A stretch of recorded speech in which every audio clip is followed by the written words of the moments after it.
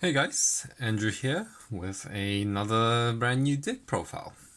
This time being Hydrooze.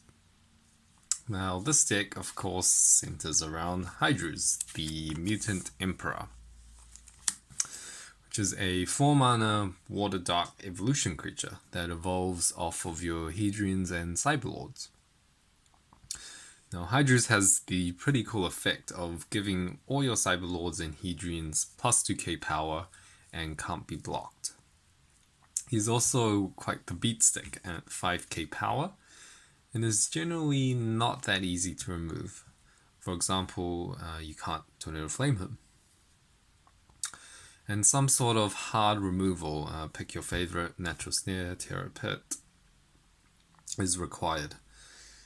But probably the number one thing that Hydrooze has going for him is he comes out relatively early, especially when your opponent doesn't have the mana to deal with big creatures yet.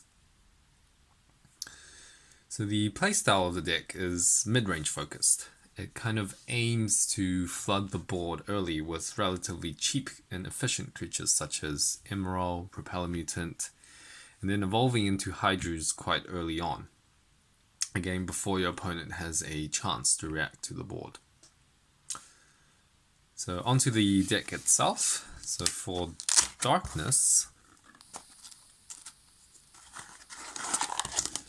we're running 4 copies of Propeller Mutant.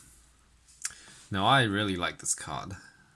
His effect makes it so that at worst he's a 1/1. Not to mention that discarding cards is especially important during the early game, since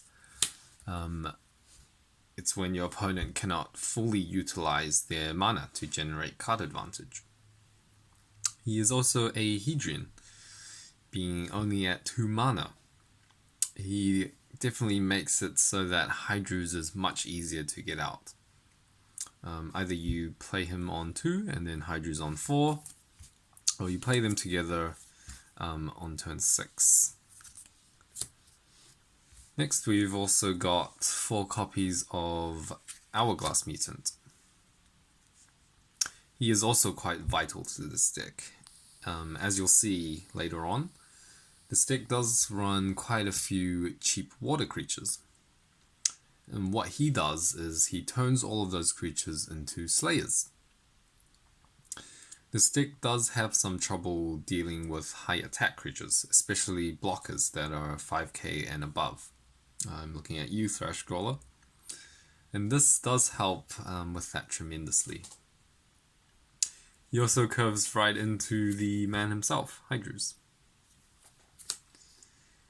But interestingly, when we were first thinking about the list, we were either considering either Hourglass Mutant or another Hedrian at 3 mana, Windmill Mutant, which also has a good effect. Whenever this creature attacks, your opponent discards a card at random from his hand. So basically a Hedrian Hardworm. I know how much I've already rumbled on about how good Hardworm is in the Worms deck profile.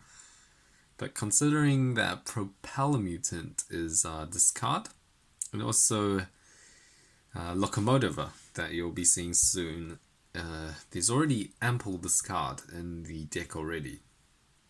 And considering how the playstyle of this deck is focused around breaking shields early, a single card discard, while annoying, isn't game changing.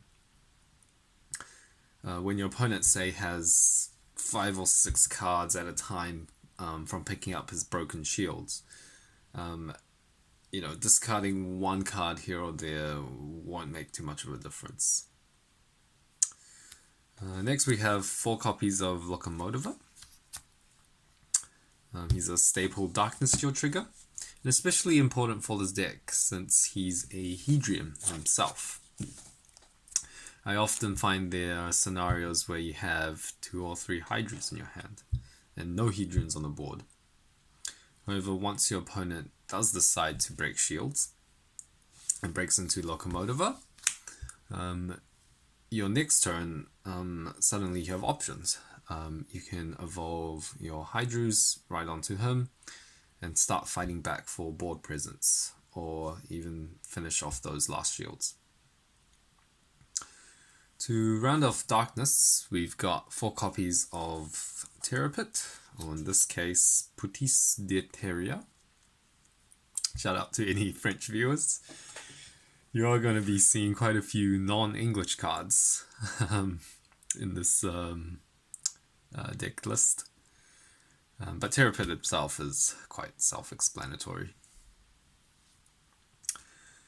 Now the water lineup. So the water lineup is quite standard in my opinion, with a lot of familiar faces. So for our Cyberlords, we have 4 copies of Emeral, which acts mainly as an early attacker in this deck, and of course being bait for Hydrooze. We've got 4 copies of Corile. Again, the most busted card in the game. Corile, especially in mid-range decks, is especially busted, since by the time it's turn 5, usually you'll have a few creatures on the board, and then you say you Corile the big creature. And essentially, what Corile grants you is another turn to attack with your creatures again. Corile can also get rid of blockers. Yeah, this card is busted. Of course, since we are running quite a few Cyberlords, we've also included 2 copies of Illusionary Merfolk, making sure you don't run out of resources in the mid-game. For shield triggers, we have a 2-2 split of Aqua Hulcus, sorry, not Aqua Hulcus, Aqua Surfer, and Spirogate. Aqua Hulcus probably needs no introduction, but Spirogate on the other hand is quite interesting. So Spirogate, or Passage Tourbillon, is quite well suited for a aggro or mid-range deck where they don't really care too much about card advantage. You know, as long as the board is clear, they'll win, or as long as they have the board, they'll win. You know, what's the use of holding 10 cards in your hand when you can't play any of them? So in this scenario, Spirogate is quite useful given its cheap cost and fits well with what the deck wants to do.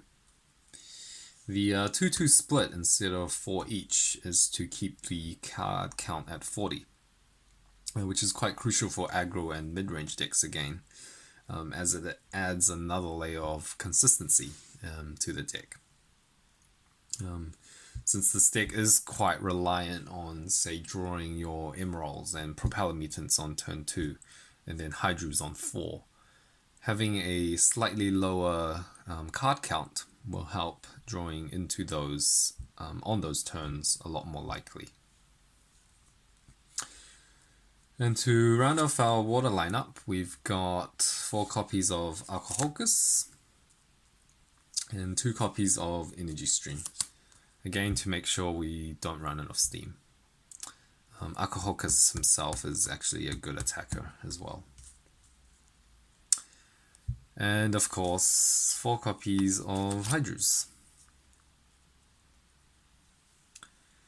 So that wraps it up for our Hydrooze deck profile. I do recommend to give this one a go if you have the cards, because while not being the most flashy deck, this deck does play out really smoothly.